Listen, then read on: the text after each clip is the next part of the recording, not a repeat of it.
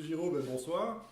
Alors pour vous Bonsoir. présenter en quelques mots, vous êtes écrivain, philosophe, belge et antinataliste. Oui. Alors, qu'est-ce que l'antinatalisme finalement? C'est une doctrine philosophique qui considère qu'il vaut mieux ne pas venir au monde, qui s'oppose à la procréation, qui est donc contre le natalisme ambiant. Et la base de l'argumentation, c'est que la vie est plutôt faite de beaucoup de souffrances et de peu de jouissance finalement. Donc il y a plus de souffrance a priori dans la vie que de plaisir ou de jouissance. Et donc les antinatalistes considèrent que la vie ne vaut pas la peine d'être vécue, ce qui ne pousse pas au suicide néanmoins. On est en vie, donc autant continuer sur notre lancée. Mais il est en tout cas négatif de faire venir de nouvelles personnes au monde. Elles n'ont rien demandé et elles ont tout à perdre dans le monde, puisque le pire est contenu dans la naissance même.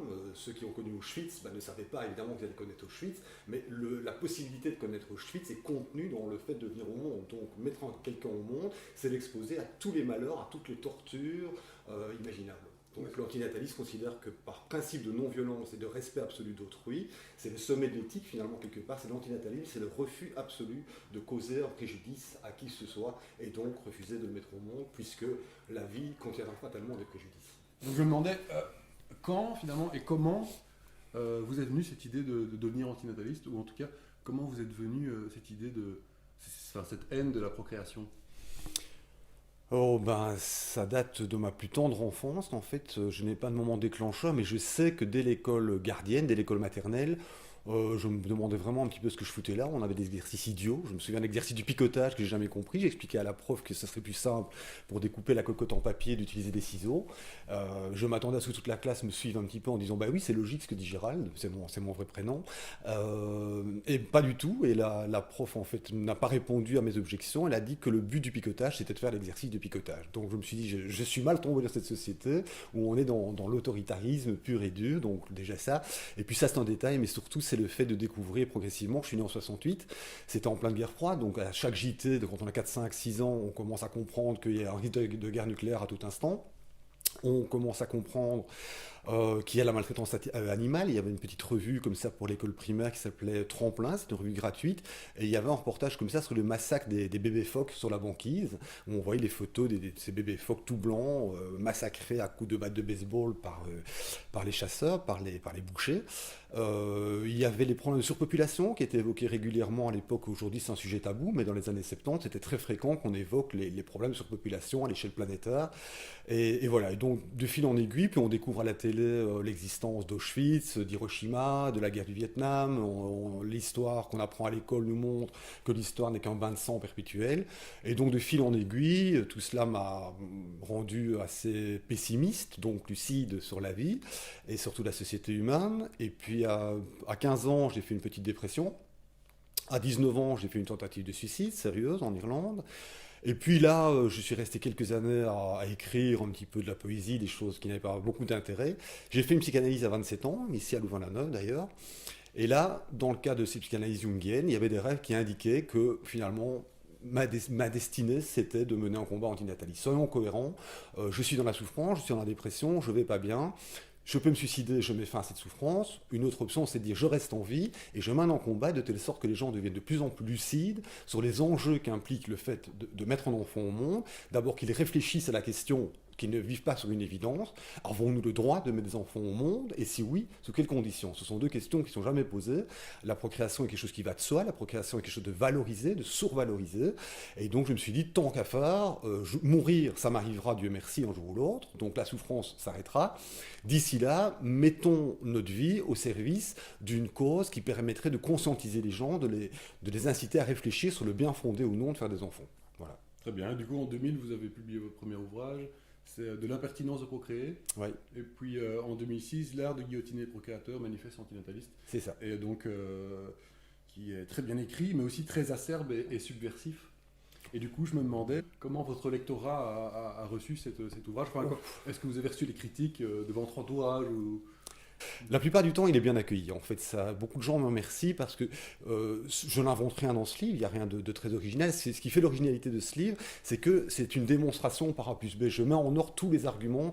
On a tous des discussions, parfois autour du bien fondé ou non de faire des enfants, mais je mets de l'ordre dans l'argumentation. En fait, c'est un argumentaire qui est construit, qui est cohérent, et beaucoup de gens m'ont félicité, m'ont remercié pour ce livre parce que je disais tout haut et clairement ce qu'ils pensaient parfois tout bas et de façon moins claire, on va dire. Donc je mets un petit peu d'ordre dans l'argumentaire antinataliste général qu'on peut retrouver dans d'autres livres, mais parfois plus souvent plutôt aphoristique. Je pense à Sioran, Roland Jacquard. Il y a déjà eu plein de penseurs antinatalistes, enfin plein, il y en a eu pas mal, quelques dizaines on va dire, mais il n'y avait pas encore de bouquin réellement structuré qui démontait par A plus B les arguments des natalistes et qui montrait aussi par A plus B à quel point la vie était en soi, a priori, toujours déjà pénible. Et donc on a parlé des réactions de vos lecteurs, mais les réactions de votre famille en fait. Je vais te poser la question.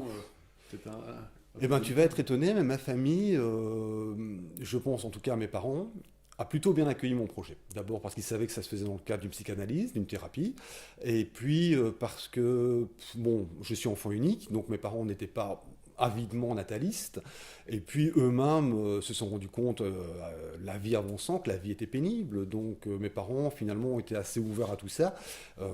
Bien sûr, ils argumentaient tout le temps en disant « moi non plus, j'ai pas demandé à naître hein. ». Quand on est adolescent, on philosophe un peu comme ça, mais enfin, merde l'école, j'ai pas demandé à naître, j'ai pas demandé à venir au monde, et puis leur réponse c'était chaque fois « mais nous non plus, on n'a pas demandé à venir au monde ». Et je leur faisais remarquer, oui, mais que eux ont signé le contrat en faisant un enfant. Voilà, on n'a pas demandé à venir au monde, et jusque-là, on n'est pas engagé d'aucune manière en quoi que ce soit, on n'a signé aucun contrat, mais quand on fait un enfant, on signe évidemment le contrat de la vie, on dit on vote pour.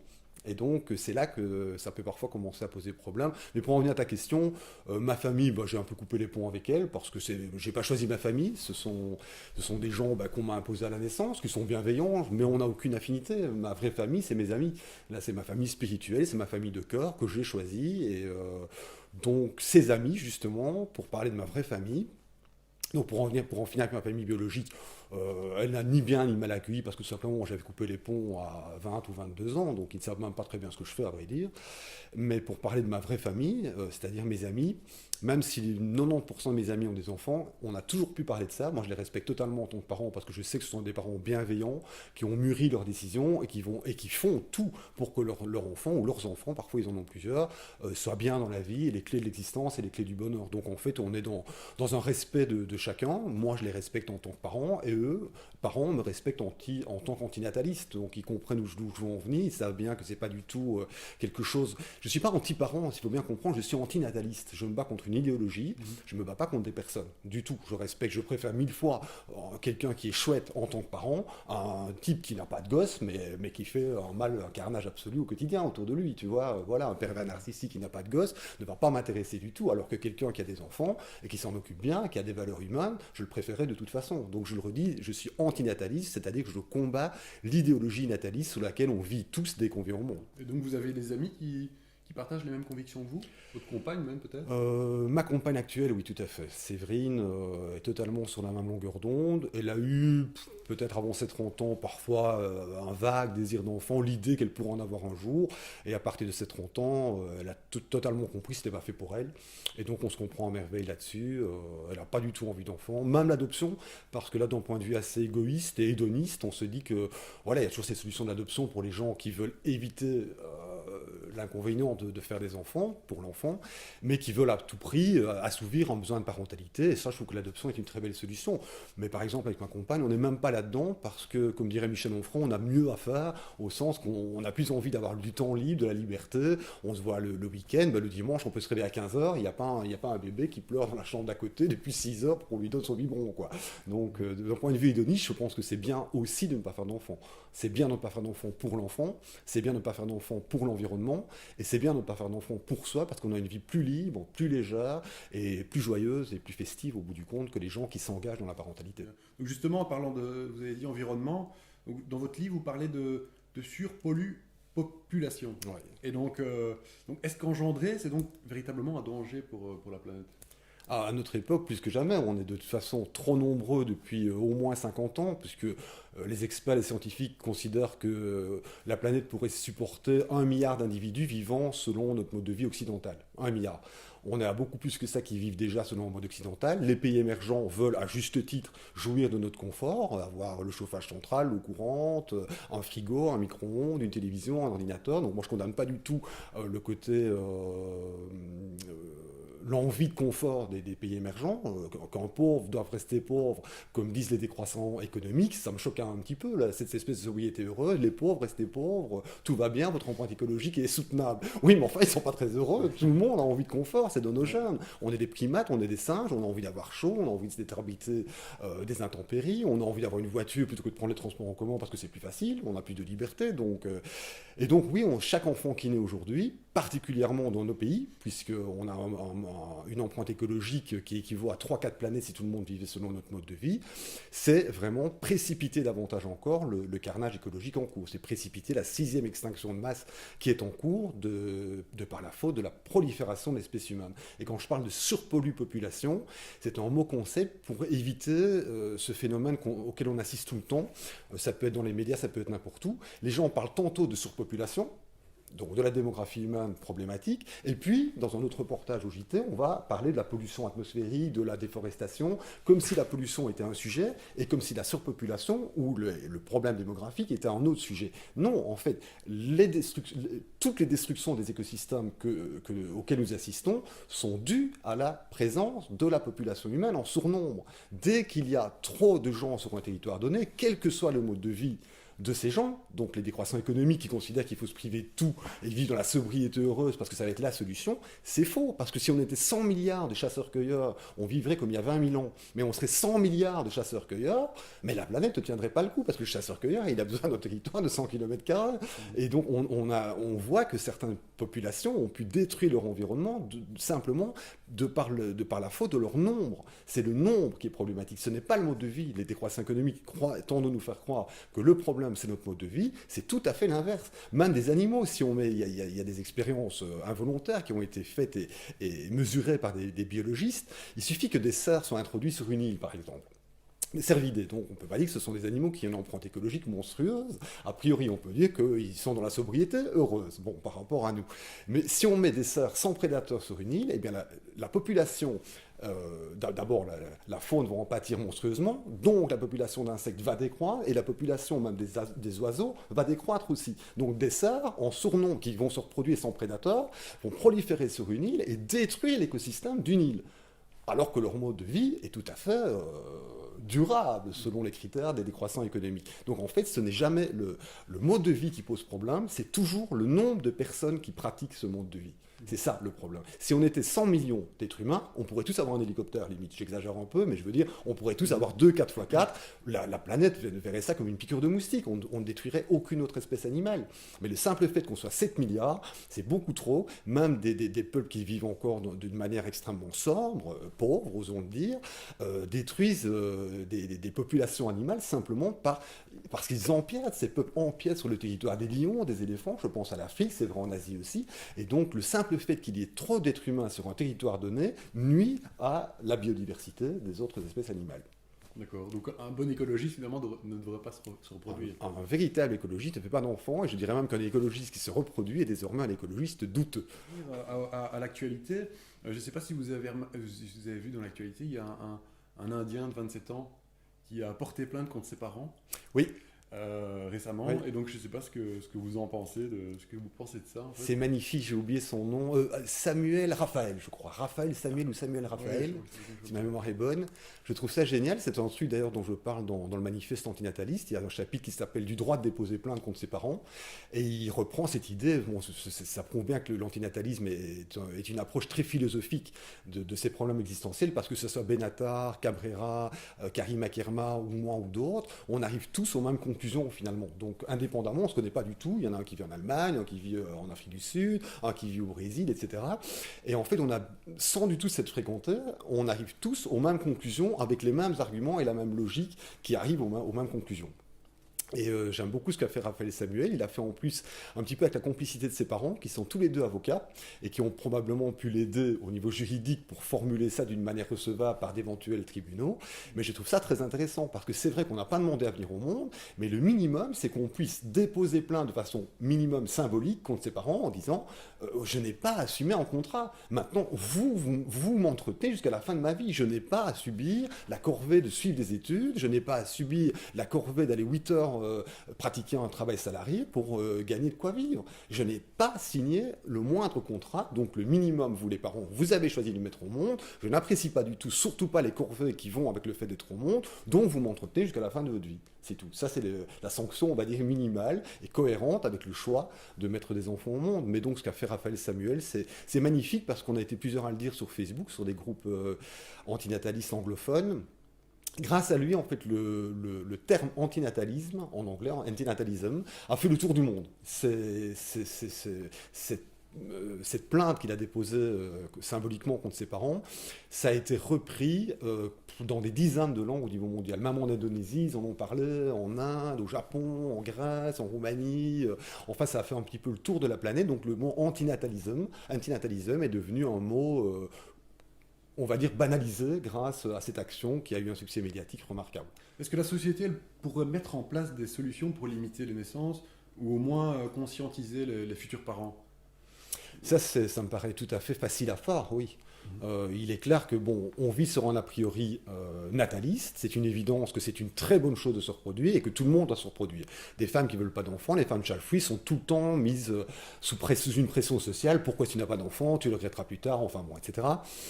Donc on vit dans une société profondément nataliste, pas seulement au niveau religieux, mais aussi au niveau laïque et matérialiste, parce qu'il faut simplement de nouveaux consommateurs pour les industriels, il faut une population en âge de travailler pour financer les retraites, etc. Donc les politiciens sont natalistes, les industriels sont natalistes, les religieux sont natalistes, tout le monde est nataliste, et nos profs à l'école, dès l'école primaire, sont natalistes. On connaît la fin de tous les contes pour enfants, ils se marièrent, ils vécurent heureux, et eurent beaucoup d'enfants. C'est systématique dans les contes pour enfants, et c'est encore vrai dans beaucoup de films, même le cinéma américain, nataliste, etc. Alors pour en venir à ta question, comment contrebalancer ce natalisme ambiant? Ça serait justement en rendant pour moi l'enseignement sa fonction première, qui est non seulement de transmettre des contenus, des connaissances, des savoirs aux enfants, mais surtout leur apprendre à penser par eux-mêmes et développer leur esprit critique. Pour moi, un bon enseignement, c'est surtout ça. C'est pas du contenu, mais c'est une méthodologie. Et je crois que si on... Par exemple, voilà, un de mes amis qui est prof à l'ITN, Philippe, a lancé ces débats avec ses élèves en 5e ou en 6e, je ne sais plus. Et voilà, est-ce que c'est bien de faire des enfants? Oui, non, pourquoi? Voilà, donc ça a été un débat très très houleux. Ils sont vraiment quasi écharpés en classe, tellement c'était émotionnel et passionnel, fatalement. C'est un sujet qui ne laisse personne indifférent. Et bon, ça s'est très bien passé au bout du compte. Et à la fin de l'année, ils sont venus le remercier. Bon, mon ami Philippe est un excellent prof, et ils sont venus le remercier en disant c'était super ce débat qu'on a eu sur la procréation, c'était une très bonne idée de votre part. C'est vrai que ça a été chaud, monsieur, mais ça nous restera toute la vie, ça nous a obligés à penser. Et voilà. Donc en fait, tu vois, on pourrait vraiment imaginer que ça fasse partie du programme scolaire obligatoire par le ministère de l'Enseignement, que pendant 1 heure, 2 heures, 3 heures, 4 heures, sur le temps de nos études secondaires, il y ait ce débat. Tiens, est-ce que vous voulez des enfants? Oui, pourquoi? Qui argumente? Voilà. Beaucoup vont dire, même si c'est évident, c'est naturel, sinon l'humanité disparaît. Et alors, l'humanité disparaît, est-ce que c'est grave? Il faudra penser plus loin que ça. Donc, il y a beaucoup de choses à faire qui ne coûtent rien et qui développeraient de façon l'esprit critique des enfants. Ils pourront appliquer cet esprit critique à d'autres sujets, à d'autres thématiques que la procréation. Mais je crois que ça devrait quasiment être un devoir d'humanisme que d'interroger ce désir d'enfant que nous avons tous plus ou moins, mais en tout cas que la société voudrait que nous ayons tous. C'est un devoir d'humanisme parce qu'à force de dire qu'il n'y a rien de plus beau que la vie c'est un merveilleux cadeau qu'on reçoit de la part de nos parents, ça veut dire que l'enfant est endetté par rapport à ses parents, ça veut dire que les parents peuvent limite être maltraitants sans se sentir trop coupables puisqu'ils ont fait le plus beau cadeau possible imaginable, le miracle de la vie. Donc c'est quelque chose de très pervers qui limite, je ne dirais pas cautionne, mais peut-être facilite et met un petit peu d'huile dans les rouages de la maltraitance infantile. Je crois que si on incitait les gens, les adolescents, à réfléchir sur le bien fondé ou non de faire des enfants, sur « ok, j'ai envie de faire des enfants malgré tout », mais c'est aussi se demander « est-ce que je suis prêt à avoir des enfants ?» Est-ce que je suis mûr pour avoir des enfants? Est-ce qu'à 20 ans, on a la maturité suffisante que pour avoir bien compris les clés, les enjeux de la vie? Est-ce qu'on a les clés de l'existence, tout simplement? Est-ce qu'on a déjà un boulot? Est-ce qu'on a déjà fait un petit peu son sillon dans la vie? Est-ce qu'on a un avenir un peu lisible? Donc, je crois que si les gens réfléchissaient davantage, ils en feraient moins d'une part, ils oseraient assouvir leur non-désir d'enfant sans devoir se justifier. Et on réfléchit, beaucoup, je crois, diraient, c'est vrai qu'au bout du compte, on nous mène peut-être en bateau avec cette histoire comme quoi l'enfant serait la plus belle chose de la vie. Ça peut être un boulet. On connaît le phénomène de burn-out parental qui touche un parent sur 5 en Belgique. Le burn-out parental, c'est quand même pas drôle à vie. Il faut continuer à bosser, il faut continuer à bien s'occuper de son gosse, et il faut tenir le coup malgré tout alors qu'on n'en peut plus. Bon, mais c'est des choses qu'on pourrait dire aux élèves de secondaire, à des gens de 15, 16 ans, 17 ans, 18 ans, avant qu'ils ne se lancent à corps perdu dans cette mythologie de la procréation, quoi. Ils peuvent le regretter eux-mêmes plus tard, pour eux-mêmes, pas seulement pour l'enfant. Donc je crois qu'il y a vraiment plein de petites choses à mettre en place très facilement, gratuitement, dans le cas de structures existantes, simplement, dès l'école, poser la question de savoir si c'est bien ou non de faire des enfants, et si oui, pourquoi, et sinon, pourquoi. Et je crois que là, le monde changerait terriblement. Quand on voit déjà qu'aujourd'hui, alors qu'on est dans une société totalement nataliste, quand on laisse les femmes, donc il n'y a pas de débat antinataliste, on est dans une société ouvertement et clairement nataliste, et malgré tout, ce qu'on constate à l'échelle de l'Occident, c'est vrai aussi au Japon, c'est vrai aussi aux États-Unis, c'est vrai en Russie, quand on laisse les femmes décider par elles-mêmes, elles font moins de 2 enfants par femme. Elles font 1,3, 1,1, 1,6, 1,8 enfants par femme, ce qui est en dessous du seuil de renouvellement des générations qui est à 2,1. Dans nos pays développés, il y a très peu de mortalité infantile, donc il faut que chaque femme fasse en moyenne 2,1 enfants pour maintenir la population à un niveau stable. Dès qu'une femme fait 1,8 ou 1,6 enfants, on est dans une décroissance démographique en fait. Les femmes le font spontanément, alors même qu'on est une société nataliste. Alors il faudrait, je prends l'exemple de l'Italie par exemple, qui est une société ultra-nataliste, qui a un fort machiste encore, avec des mesures d'ailleurs natalistes de la part du gouvernement fasciste italien, mais malgré tout, l'Italie, jusqu'à ces dernières années, était le pays d'Europe où les femmes faisaient le moins d'enfants, alors qu'il y a quand même le culte de la mama, etc., que le Vatican est là, que le catholicisme est là, le catholicisme dévoyé, donc nataliste. Eh bien, les femmes italiennes, il y a encore quelques années, faisaient 1,1 enfant par femme. Donc c'est la panique pour les politiciens, parce qu'il n'y a plus personne pour financer les retraites, la pyramide des âges s'inverse, et ça devient la panique. Donc ce qui explique aussi pourquoi la société est nataliste. Mais ce qui est génial, c'est que indépendamment donc, des modules de réflexion qu'on pourrait mettre en place par rapport aux adolescents dès l'école, dans une société nataliste, lorsqu'on laisse faire les femmes, qu'elles ont l'accès quasi gratuit, c'est pas tout à fait vrai, ça devrait être quasi gratuit à la contraception et le droit à l'avortement, eh bien les femmes font un choix sans se concerter qui en fait est dénataliste. Si on laisse faire les femmes à l'échelle mondiale, si toutes les femmes à l'échelle mondiale avaient le droit à l'avortement inconditionnel et le droit à la contraception inconditionnel, la population mondiale décroîtrait parce que toutes les femmes, sans se concerter, font le choix de faire 1,5 enfants en moyenne. Donc en fait, la population décroîtrait lentement mais sûrement et on ne serait jamais 11 milliards en 2100 comme on le prédit. Donc il y a plein de solutions, c'est tout simple. Le problème, c'est le natalisme et ce sont les dogmes natalistes. Mais les solutions pour inverser la tendance, elles sont vraiment à portée de main. Maintenant, le tout, c'est que les politiciens s'emparent du truc et qu'ils acceptent de réfléchir sur ce sujet qui n'est pas un sujet anodin ou léger, quoi.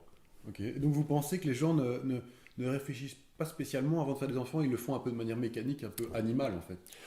Je dirais même pas animal, je dirais vraiment socialement conditionné. C'est un conditionnement social très très fort dans lequel on baigne dès qu'on est petit. Hein. On joue très vite avec des petits nounours, des petites poupées, etc. Et on est programmé vraiment pour devenir parent à son tour. Voilà, par exemple, tu me demandais de quand est-ce que je suis devenu antinataliste, il n'y a pas de date précise, mais à 10 ans, lors d'une conversation dans un repas de famille, voilà, il y a je ne sais plus qui, mon oncle, ma tante, qui m'a posé la question classique, et toi plus tard, quand tu seras grand, tu voudras combien d'enfants? J'avais 10 ans. Et je leur ai répondu, moi, je ne me marierai pas et je n'aurai pas d'enfant plus tard, je n'aurai jamais d'enfant, je ne ferai pas d'enfant. Toute ma famille a rigolé, bien sûr. Bien sûr, il n'a que 10 ans, il va changer d'avis. Maintenant, j'en ai 50 et il ne rigole plus du tout parce que je suis en plus un militant antinataliste et je n'ai de toute façon pas d'enfant. Donc, ils ont compris que c'était un truc sérieux. Mais tu vois, donc, on est vraiment plongé là-dedans, conditionné socialement, c'est une évidence. Quand ils m'ont posé cette question, pourtant ma famille n'est pas du tout débile ou inculte, voilà, c'est la classe moyenne, un peu inférieure, mais ce sont des gens qui ont suivi un parcours scolaire, qui sont alphabétisés, qui sont bienveillants, qui sont intelligents, qui ont une petite culture, et bien même dans cette famille bienveillante, cette question était une évidence. Et toi plus tard, quand tu seras grand, combien d'enfants voudras-tu? La question aurait dû être, est-ce que toi, tu voudras des enfants? Non, pas du tout. On vit sur cette évidence. Donc, en fait, c'est pas du tout même une réponse à un besoin animal. Bien sûr, l'ADN est là, mais il faut pas croire non plus que les animaux veulent se reproduire. Les animaux ont un désir sexuel, on a un instinct sexuel. Ils sont pas du tout conscients des conséquences d'une copulation. Ils copulent parce que le RUT est là, parce que la testostérone est là, parce que les estrogènes sont là chez les femelles, et le Covid se produit. Je veux dire, ça, c'est réellement mécanique. C'est l'ADN qui fait de nous tous des zombies, des robots au service de la molécule ADN qui se transmet à travers nous, mais il n'y a pas de conditionnement vraiment animal à la reproduction. Il y a un conditionnement à la copulation, mais pas vraiment à la procréation. Nous, par contre, dans la société humaine, non seulement on a ce désir évidemment de rapport sexuel, mais en plus on est conditionné sociologiquement, politiquement, religieusement, dans un but nataliste, dans une perspective nataliste. L'idée, c'est que tout le monde fasse des enfants, c'est une évidence, et c'est aussi un héritage darwinien. Je veux dire, si on analyse un peu la situation, il est évident que l'humanité, l'homme étant le plus faible des animaux, comme disait Aristote, l'humanité n'aurait pas pu survivre si elle n'avait pas été outrancièrement nataliste. Et je crois que c'est d'ailleurs ce qui a causé un petit peu l'extinction néandertale. Quand on analyse la répartition des foyers de néandertaliens, on voit qu'il y avait 100 km entre deux foyers, par exemple. Et dès que le Cro-Magnon, donc nous, l'Homo sapiens sapiens, l'Homo cro-magnensis, débarque en Europe il y a une quarantaine de milliers d'années, et on voit les foyers là de plus en plus rapprochés, où il n'y a plus que 10 km entre foyers, et on voit vraiment, moi c'est mon hypothèse, on a émis beaucoup d'hypothèses sur pourquoi Néandertal, qui était là depuis 400 000 ans, totalement adapté à son environnement, qui avait connu des glaciations, des périodes interglaciaires, des réchauffements, des refroidissements, ils avaient tout connu, ils étaient 100 000% adaptés à l'environnement, ils avaient une technologie, une intelligence remarquable, et tout à coup, dès que le Cro-Magnon que nous sommes débarque, moi je vis près de la grotte de Spie par exemple, et il y a des couches de Néandertal, et puis c'est des couches de Cro-Magnon. Donc moi je dis quand même, c'est probablement Cro-Magnon qui, par sa pullulation invétérée, maniaque, il suffit de voir toutes les statues du Paléolithique qui appartiennent à Cro-Magnon, les statues stéatopiges, les représentations de vulves sur les peintures rupestres, il y a vraiment une idée de natalisme exacerbé qui est une sorte de sélection darwinienne.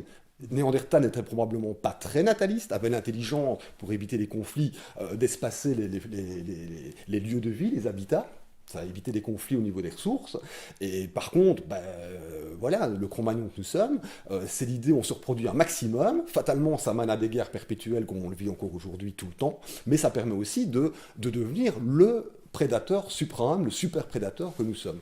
On a envahi toutes les niches écologiques par ce natalisme exacerbé qui est une sorte peut-être de mutation. Ici, je me perds un petit peu dans des supputations, je ne suis pas biologiste, mais on peut imaginer qu'il y a une mutation quelque part d'un gène qui a fait que, de manière inconsciente, il y a une survalorisation de la natalité. Toutes ces déesses mères qu'on retrouve dans la mythologie, etc. Même le christianisme, on en a déjà un petit peu parlé, qui a été dévoyé. Le christianisme des évangiles, le christianisme du Christ est un antinatalisme. Saint Augustin souhaite même qu'on arrête tous de se reproduire parce que la Jérusalem céleste se remplira plus vite et que la fin du monde en sera hâtée. Donc Saint Augustin souhaite que tous deviennent comme le Christ, que tous se fassent eunuques en vue du royaume des cieux, parce que la fin du monde en sera hâtée et la Jérusalem céleste se remplira plus vite. C'est Saint Augustin qui dit ça quand même. Et puis après, qu'est-ce qu'on voit aujourd'hui? Pendant tout le Moyen-Âge, ça continue à être pessimiste, le christianisme est bien entendu pessimiste, mais on voit un natalisme qui se développe de plus en plus. Pourquoi? Parce que le christianisme sous Constantin est devenu religion d'État, et que tu ne peux pas être une religion d'État dans l'Empire romain en étant antinataliste. Un empire a besoin de soldats, d'artisans, d'esclaves, de travailleurs, a besoin de femmes qui reproduisent la société, donc de femmes pondeuses, disons-le carrément. Et donc, c'était impensable que le natalisme puisse devenir religion d'État sans faire une énorme concession sur l'antinatalisme évangélique. Voilà. Donc selon vous, le christianisme serait antinataliste, du coup? Oui, tout à fait. Je viens d'écrire un petit bouquin là-dessus, je le publierai fin cette année-ci probablement. Kierkegaard s'en était rendu compte, je veux dire, c'est vraiment pas un scoop. Moi, c'est un truc qui me choque. Comme je t'expliquais, j'ai suivi tout le parcours catholique traditionnel. Donc, j'étais à l'école primaire catholique, à l'école secondaire catholique. J'ai fait ma première communion, ma seconde communion, ma confirmation. J'ai fait le catéchisme. J'allais à la messe tous les dimanches ou tous les samedis en fonction des horaires de foot. Donc, je connais très bien ce qui se dit dans une église, ce que disent les curés dans une église. Et je me souviens particulièrement de l'épisode des Noces de Cana, qui est un des rares épisodes que les curés utilisent d'une manière nataliste, puisque le Christ est présent à des noces, à un mariage, à un banquet de mariage, et comme quoi cette simple présence du Christ, qui est un petit peu à l'écart, qui parle avec ses disciples en fait, qui ne participe même pas très activement à cette fête, mais cette simple présence semble cautionner le mariage, donc la procréation. Alors qu'en fait, ce que nous disent les noces de Cana, c'est qu'il était là en effet, il a été invité, il est venu avec ses disciples, et puis à un moment donné, il n'y a plus de vin. Voilà. Les gens ont trop picolé trop vite, il n'y a plus de vin pour les invités, et la mère du Christ, Marie, vient près de lui en disant « Seigneur, il n'y a plus de vin ». Et quel est l'accueil du Christ ? Il faut quand même comprendre que nous sommes dans le judaïsme, le Christ est juif, nous sommes en plein judaïsme, le christianisme est une secte juive, mais enfin c'est du judaïsme. Eh bien, en plein judaïsme, où le moindre manque de respect par rapport aux parents est punissable de mort selon la Torah, selon la loi juive, eh bien le Christ répond à sa mère « Quoi, femme, de toi à moi ?» Qui es-tu pour me poser cette question? Mon heure n'est pas encore venue, ça ne nous concerne pas, et qui es-tu pour t'adresser de la sorte à moi? Qui sommes-nous? Avons-nous le moindre lien en termes de banlieue aujourd'hui? Ça serait, ben putain, casse-toi à la pute, tu me fais chier, quoi. Tu vois, c'est comme ça qu'on dirait à Molenbeek ou à Sambreville. Bon, bon, c'est aussi violent que ça. Et d'ailleurs, il y a des commentaires dans la Bible de Jérusalem, tu vois, où ils sont très embêtés, parce qu'en effet, c'est une manière de répondre à sa mère qui est totalement antinomique avec les principes de respect de base du judaïsme, le respect que doit, la piété filiale, le respect que l'enfant doit à ses parents. C'est une monstruosité. Mais il n'y a pas que ça dans les évangiles. Tu as aussi un moment, quand il recrute ses apôtres, ses disciples, le Christ va vers je ne sais plus quel disciple, et lui dit « Viens, suis-moi, viens prêcher la bonne parole avec moi ». Et le disciple lui répond « Oui Seigneur, je te suis, mais laisse-moi d'abord enterrer mon père ». Et il dit, laisse les morts enterrer leurs morts, suis-moi. Et ils montèrent dans la barque, disent les évangiles, voilà. Là encore, c'est une trahison totale de la piété filiale, puisque dans le judaïsme, le respect dû aux morts est une évidence. On ne laisse pas son père comme ça, sans sépulture, sans cérémonie funèbre ou quoi que ce soit. Donc voilà encore une rupture. Il est fugueur, à 12 ans, il est dans le temple de Jérusalem. Et il discute, il est déjà très intelligent, c'est tout de même Dieu qui s'est incarné, donc il a de la matière en tête, et il discute avec les docteurs de la loi dans le temple de Jérusalem, à 12 ans, il leur remonte les bretelles, il connaît mieux le judaïsme que les rabbins de l'époque, et il philosophe comme ça pendant des jours et des jours. Et puis à un moment donné, la caravane qui est venue de je ne sais plus quel village, de Bethléem peut-être, où habitaient les parents du Christ, soit, la caravane repart vers Bethléem, et le lendemain, tout de même, les parents du Christ, un petit peu distraits quand même, se rendent compte que Jésus n'est pas là. Mon Dieu, où est-il? Et ils font demi-tour. Ils se doutent bien qu'il est resté à Jérusalem. Et donc, ils restent dans le temple sans du tout prévenir ses parents. La caravane s'en va, ils s'en foutent. Il reste quand même à philosopher et à théologiser avec les docteurs de la loi. Les parents, tout de même, très distraits, comme on en voit encore sur l'autoroute aujourd'hui. Un jour après, ils se disent, mon Dieu, où est-ce qu'il est le petit? Ils font demi-tour et ils le trouvent tout le temps en train de philosopher dans le temple de Jérusalem. Et voilà, la mère du Christ dit, et Joseph et Marie, tous les deux, disent, mais enfin, qu'est-ce que tu fais là? Tu nous as fait de ces frayeurs. Et en fait, il s'en fout complètement. Parce qu'il dit que sa place est ici, dans le temple, tu vois. Donc, il y a un manque de piété filiale qui est, j'aurai encore d'autres exemples à te donner, mais il y a plusieurs exemples de manque de piété filiale de la part du Christ par rapport à ses parents. Ce n'est pas du tout l'enfant obéissant, soumis, merci maman, merci papa, pas du tout. En fait, il considère même que sa famille biologique n'est pas sa famille biologique, il s'en fiche complètement. Sa vraie famille, il le dit d'ailleurs à un moment donné dans les évangiles, ma vraie famille, ma sœur, mon frère, ma mère, ce sont ici mes disciples, c'est la foule réunie, voilà ma vraie famille. Tu vois. Jésus n'avait pas d'enfant non plus aussi. Et il n'avait pas d'enfant, voilà, c'est quand même important de dire que le Christ est né d'une vierge, donc c'est une naissance magique, c'est une naissance théologique, métaphysique. Joseph n'y est pour rien, c'est l'archange Gabriel, c'est l'Esprit de Dieu qui s'incarne dans le sein de la Vierge Marie, et même après accouchement, selon le dogme, un des dogmes chrétiens plus tardifs, même en ayant accouché, elle est restée vierge. Tu vois, donc il y a cette idée de naissance un peu magique. C'est pas du tout une naissance biologique classique, c'est pas une fécondation classique, c'est pas une naissance classique. Et le Christ lui-même va rester sans enfant, alors que dans le judaïsme, là encore, le judaïsme est une religion nataliste, comme toute la religion quasiment, sauf le christianisme et le bouddhisme. Eh bien, le Christ va manquer à ses devoirs en tant que juif. Il va pas se reproduire. Voilà, il va refuser, il n'y a aucun enfant connu du Christ, et mieux que ça, le Christ, à un moment donné, dira, il y a des eunuques qui sont devenus tels par la faute de la nature, il y a des eunuques qui sont devenus tels par la main de l'homme, et il y a des eunuques qui se sont rendus eux-mêmes eunuques en vue du royaume des cieux. Donc le salut, finalement, ça passe par le refus de se reproduire. Voilà, tu vois, donc dans le christianisme des évangiles, et même encore le christianisme de Paul, où Paul dit clairement que le mieux, c'est quand même la chasteté, la virginité, et que bon, mieux vaut se marier que de brûler. C'est une concession qu'il fait, Paul. Mais Paul a très bien compris le message christique, qui est l'idée de mettre fin à l'espace, d'arrêter cette reproduction de pécheurs, puisque nous sommes tous pécheurs à cause du péché originel. On va mettre fin au péché originel, non seulement par le sacrifice du Christ, mais aussi par la volonté de cesser, je dis bien par la volonté de cesser de se reproduire. On ne reproduit plus le péché originel. Et ça, par exemple, Kierkegaard l'avait très bien compris au XIXe siècle. Il a écrit des textes là-dessus contre l'église protestante danoise de l'époque.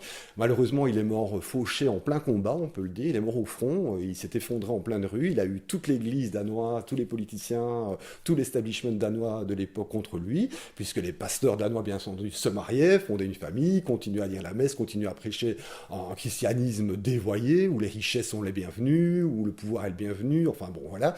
Kierkegaard dénonce tout ça, et il dénonce particulièrement le côté nataliste des églises protestantes danoises de l'époque. Et c'est universel, parce que les orthodoxes sont eux aussi natalistes, les catholiques sont natalistes, mais Kierkegaard avait bien fait remarquer que le christianisme du Christ est totalement un antinatalisme. Et moi j'ai écrit ce livre un petit peu pour compléter le travail de Kierkegaard, pour utiliser et structurer des arguments qu'il n'avait pas utilisés dans la Bible, parce qu'en fait tout cela est dans son journal et dans des petits textes publiés dans une petite revue qui s'appelait L'Instant, en danois. Et finalement tout ça est passé sous silence, même à l'UNIF. J'ai suivi des cours du philo, par exemple, on va te parler de Kierkegaard, voilà, un des fondateurs, des précurseurs de l'existentialisme, etc. Mais on ne va jamais te parler du Kierkegaard antinataliste qui avait mené cette croisade qui lui tenait terriblement à cœur contre l'église protestante de l'époque pour dénoncer le fait qu'ils avaient trahi le message du Christ en devenant natalistes.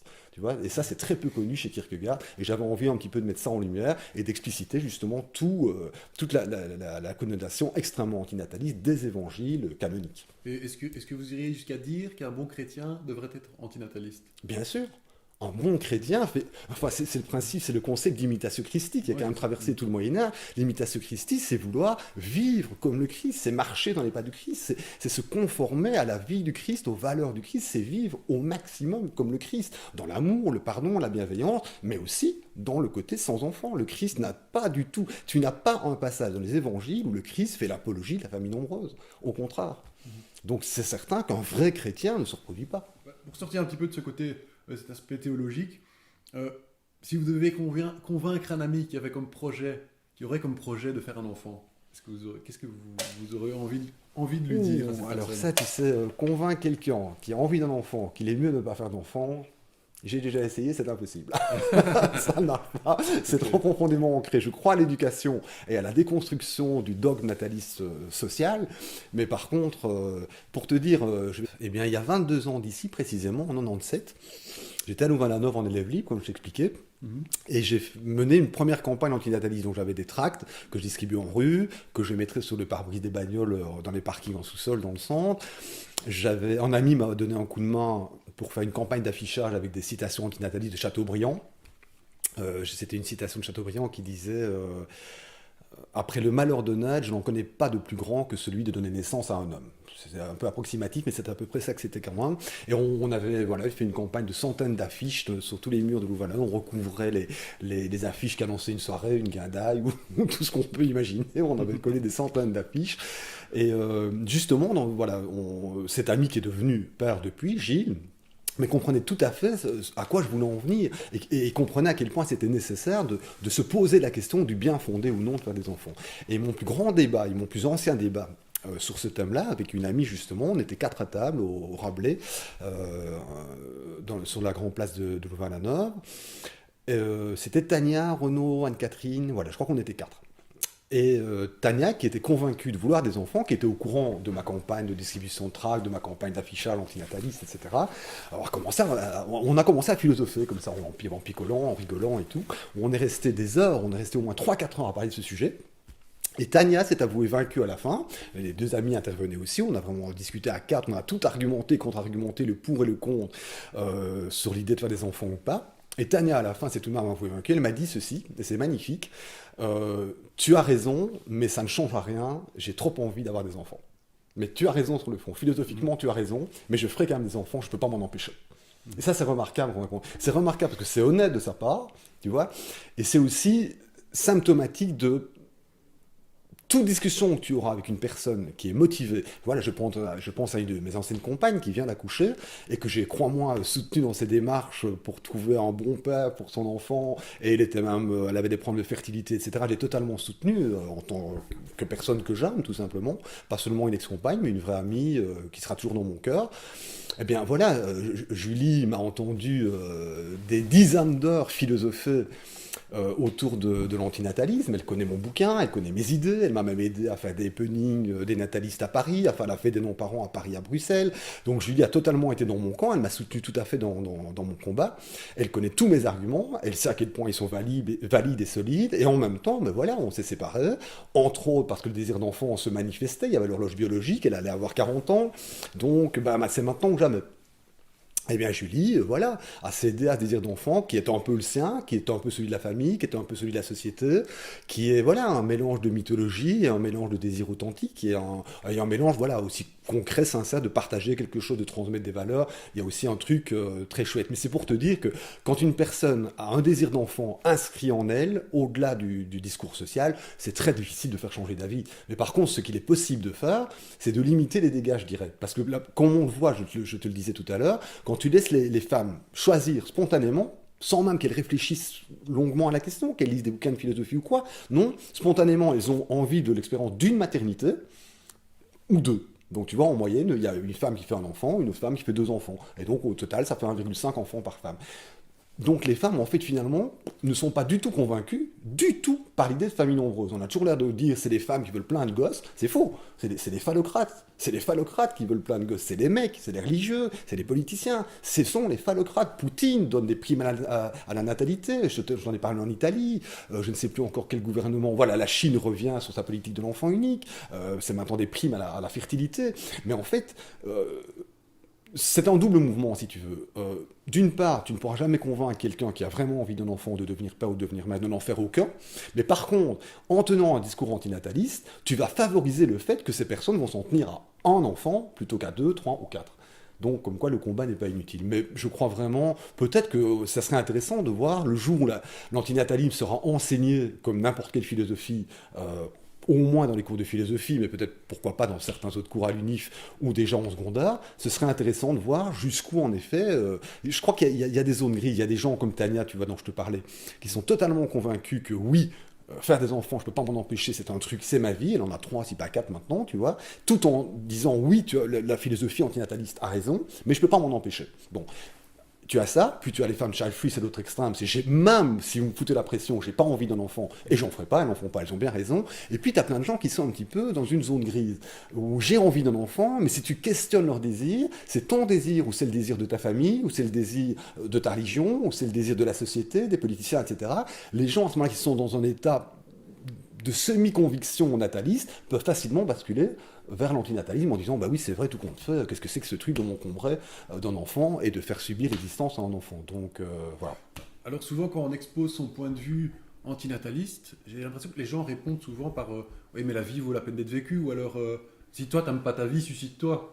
Ça, c'est la classique. Qu'est-ce que vous répondez aux gens qui disent ça? Ça, c'est... Qu'est-ce qu'on a entendu? Celle-là, c'est terrible. Dans tous les commentaires sur les réseaux sociaux, alors là, c'est des centaines de fois. Si t'aimes pas la vie, putain, suicide-toi. Même regardez en connard d'RTL, une émission sur plateau, j'étais dans le public, j'avais droit à quelques interventions millimétrées. Et voilà, le présentateur m'a quasiment dit ça. Mais si vous n'êtes pas content de la vie, n'en dégoûtez pas les autres, voilà. Et puis prenez une décision, quoi, tu vois. Ça veut dire, bah, suicide-toi. Je lui ai dit, ah oui, c'est ça, vous voulez que je me suicide ce soir. Mais moi, j'ai pas envie de laisser le terrain libre aux natalistes. Si je me suicide, ben, finalement je fais ce qu'ils ont envie que je fasse, je les emmerde. Donc je vais certainement pas lâcher le terrain, je suis un vieux joueur de foot, un défenseur en plus, en back offensif, et je peux te dire, je ne lâche pas un match avant qu'il soit gagné de toute façon. Et si on le perd, mais on le perdra la tête haute.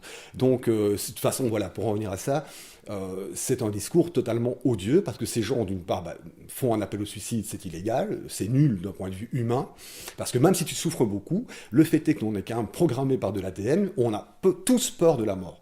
Pas seulement de la souffrance, mais de cette incertitude. Il y a le côté narcissique, on est tous très narcissiquement attachés à notre être, psychique et surtout biologique, et donc en fait, dire à quelqu'un suicide-toi, les gens qui disent ça, moi j'ai fait une tentative sérieuse de suicide à 19 ans, j'ai sauté d'une falaise en Irlande, j'ai survécu, je peux te dire quand tu es en pleine santé, dans la force de là, 19 ans, sportif et tout, que tu n'as aucune maladie, aucune raison valable de te suicider autre que philosophique, c'est, voilà, j'ai pas envie de cette existence, de travailler, de faire des études, voilà, j'ai pas envie de cette existence de merde que je vois devant moi, une existence en fait tout à fait classique, et bon, je veux dire, des gens du tiers-monde voudraient vivre notre existence soi-disant de merde, mais malgré tout, moi, cette existence était quand même de merde de mon point de vue, c'était trop d'efforts pour trop peu de récompenses, et donc à 19 ans, je prends la décision philosophique de me tuer. Mais je peux te dire que pour sauter d'une falaise, c'est un travail de conditionnement, et quand tu es vraiment au bord de la falaise, je dis, bon, let's go. Bon, j'ai survécu, j'ai remonté, je suis allé à l'hôpital, etc. Je risquais de garder des séquelles, tout s'est bien passé. Mais je pouvais dire qu'après, je l'ai fait une fois dans ma vie, quoi. Tu vois, c'est quelque chose de très dur de mettre fin à ces jours. Même par une injection létale, si tu n'as pas de maladie ou de souffrance psychique ou physique grave, c'est très difficile vraiment de prendre cette décision de cesser d'être. Spinoza le disait, on veut tous persévérer dans l'être, tu vois, c'est un truc qui est réellement inscrit dans l'ADN de toute créature vivante, quoi. Tu vois, même une plante va se démerder pour survivre à une sécheresse ou voilà, ou communiquer avec ses congénères plantes pour avertir de la présence d'un prédateur. Donc c'est vrai, je crois, dans toutes les créatures animales. On croit que les homards ne souffrent pas quand on les jette dans l'eau bouillante et qu'ils se foutent de vivre ou pas vivre. Des études scientifiques ont montré que le homard souffrait, voulait s'échapper de la casserole d'eau bouillante dans laquelle on plonge. Et la Suisse a d'ailleurs interdit ce genre de pratique, ils ont bien raison. Donc c'est facile de dire suicide-toi. On peut être très mécontent de vivre, on peut être vraiment dépressif, on peut être en souffrance, mais il faudra que la souffrance soit immense pour qu'on dise « je me suicide ». Il faut vraiment, voilà, on va préférer souffrir que de mourir. C'est inscrit littéralement dans notre code génétique. On est malheureusement des robots, on n'a pas tant de libre arbitre que ça. Mourir, c'est pas comme pousser sur un interrupteur, quoi. C'est une décision qui demande un courage intérieur terrible, parce que ça va totalement à l'encontre de ce pourquoi notre cerveau existe. Notre cerveau n'existe pas pour qu'on pense, qu'on philosophe ou qu'on joue aux échecs ou à n'importe quoi. Notre cerveau, c'est un organe utile à l'adaptation réelle. Le cerveau s'est développé, ça a été un avantage adaptatif. Donc le cerveau n'est pas programmé pour dire cerveau, cesse de fonctionner, cesse d'exister, met fin à la vie. Pas du tout. Le cerveau lui-même est un produit de l'évolution et il est au service de la vie, de notre survie, de la vie, de la perpétuation de la vie. Donc c'est très facile de dire suicide-toi si t'es pas content. C'est d'abord totalement odieux d'un point de vue éthique. On ne prescrit pas. Moi j'aurai un ami suicidaire, même si je sais que être mort est une meilleure chose qu'être vivant, je sais tout de même que je ferai tout pour l'empêcher de se suicider. Voilà. Maintenant, je respecterai sa décision si il n'aurait pas d'autre choix, ou voilà, s'il ne voulait pas changer d'avis après mûres et mûres réflexions, mais tout suicidaire que j'ai pu être, et dépressif que j'ai pu être, jamais je n'encouragerais quelqu'un à se suicider. Voilà, je crois que ma vision de la vie, c'est bon, on est embarqué, chaque jour qui passe nous rapproche de la libération finale, on va tous mourir de facto un jour ou l'autre, ouf, le cauchemar n'est pas éternel, et entre-temps, profitons-en de la vie du peu qu'on peut en profiter, et puis surtout, essayons de faire de notre vie quelque chose d'utile. Menons des combats progressistes en faveur du droit des femmes, contre l'homophobie, en faveur contre la maltraitance animale, en faveur des droits des animaux, etc. Il y a plein de combats chouettes à mener, il y a plein d'aventures aussi à vivre dans l'existence, donc voilà, je pense pas qu'il faille se laisser aller à une dépression, à des envies suicidaires. On peut donner sens à notre vie et faire en sorte que notre vie, finalement, valait la peine d'être vécue parce qu'on en a fait quelque chose qui valait la peine d'être vécu. Même si sur le papier, aucune vie ne vaut d'être vécue quelque part, c'est une absurdité. Mais cet absurde, on peut le transcender, je crois, par l'engagement, la militance en faveur du bénévolat, d'une bienveillance à l'égard des humains ou des autres créatures. Du coup, quels sont vos projets au niveau de l'antinatalisme pour plus tard? Parce qu'on vous voit moins pour l'instant, j'ai l'impression, sur les réseaux sociaux et sur YouTube. Je me demandais, vous avez donc décidé de rédiger un nouvel ouvrage, je pense, vous m'aviez dit là juste avant, par rapport au christianisme, c'est ça? Oui, mais donc ça c'est un bouquin que je suis en train de finaliser, qui devrait paraître en français cette année-ci. Je finalise la version anglaise pour l'instant, ça sera publié sans doute l'année prochaine en anglais. Si je trouve un éditeur, sinon je ferai de l'auto-édition en anglais, peu importe.